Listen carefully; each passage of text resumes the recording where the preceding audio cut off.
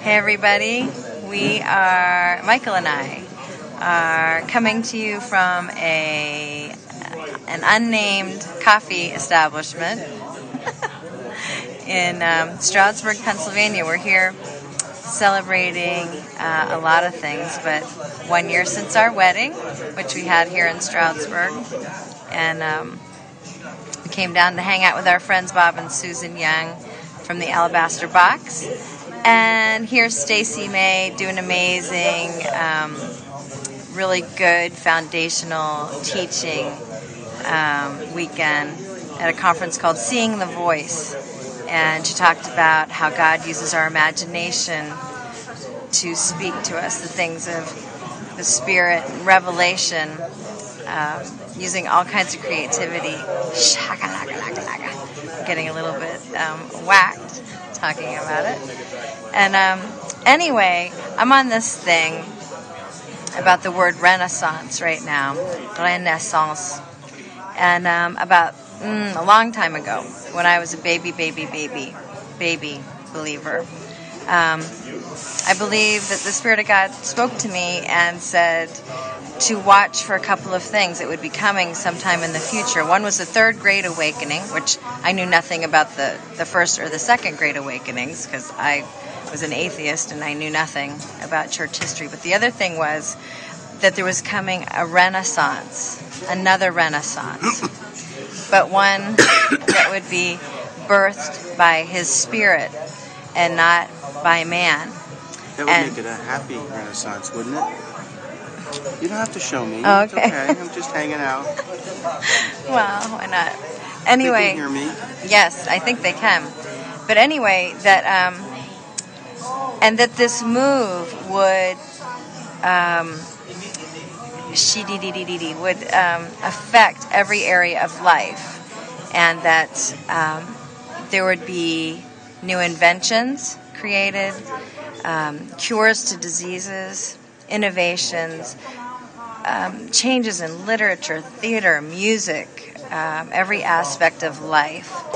And I've never really done, a real study on what the Renaissance in Europe was all about, which I'm just starting to do that. So based on some things that our friend Mike Temple said, who's in Germany right now, because of some of the things I wrote in an article about Renaissance, this word Renaissance, I decided to do some research myself because he said he was going to. Here's a book we just picked up.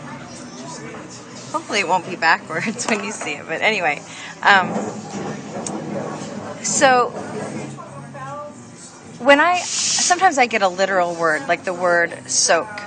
When my son was a baby, about 14 years ago, the Holy Spirit led me to start something called Open Soaks in my home, and this is like 1998, and I hadn't heard the term anywhere. It came right from the Ruach HaKodesh, the Holy Spirit, and he explained to me what it was. Well, then, over time, I started hearing the term soaking and conferences on soaking, teachings on soaking, which were very different than the experiences we were having. But basically, the term was being used and still is being used all over the place. The next thing was when 2007, when my first husband passed away, and my niece taught me how to use Facebook and opened up an account for me. I didn't want to use my real name, so I started using the name Mimi Blissed. And the word bliss, this is 2007, 4.5 years ago. Now that we see the word bliss everywhere. Oprah uses it, it's on chocolate, it's on candy, I think it's even on soy milk. There's, people are using the word bliss in advertisement. And I know, God speaks these things to people all over the world, not just to me. That's not what I'm saying. What I'm saying is that I get words and they are signs for me to look at. Soak, bliss. And this one Renaissance, I've been waiting for what did I figure out? Around 30 years. That tells you how old I am. But since last summer, I've started seeing the word Renaissance pop up in different references. I haven't seen it in any prophetic words yet except for my own, but I've started to seeing it in different media and things like that. But what I am seeing is the aspect of renaissance, to be born anew, and the aspect of a renaissance. It was a cultural movement that affected every single area of life in a very, very transformative way, in ways that we're feeling the effects of still to this day, hundreds of years later. And this is what I've been waiting to see, and I believe I believe that it's happening right now, that we are in the very beginning stages of this rebirth,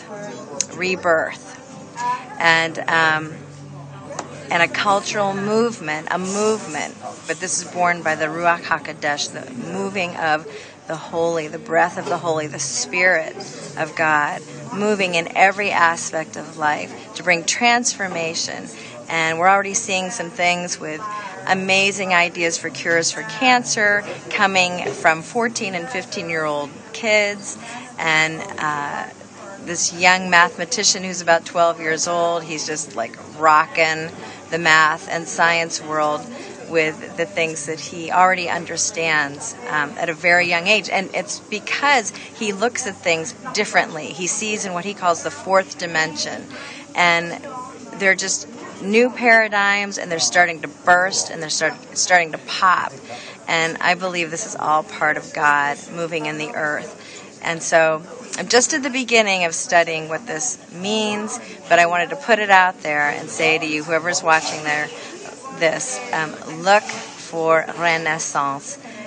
Look for the word. See where it pops up. See if you start noticing it popping up in advertising and prophetic words or names of products or clothing, anything. It just could be anywhere. And just see what's going on and watch. There's so much negativity out there and so many things being said about how bad the economy is and how bad the state of our nation is and da-da-da-da-da-da-da-da. But I'm telling you that there are awesome things happening, and there are creative and innovative and inventive things that are happening because God is in the earth and He's not done. He's not done. So anyway, that's what I want to say for now. Do you have anything you want to say? Hi. All right, well, we're going to go back to doing what we were doing, and God bless you all, and we love you as always, and talk to you soon. Bye.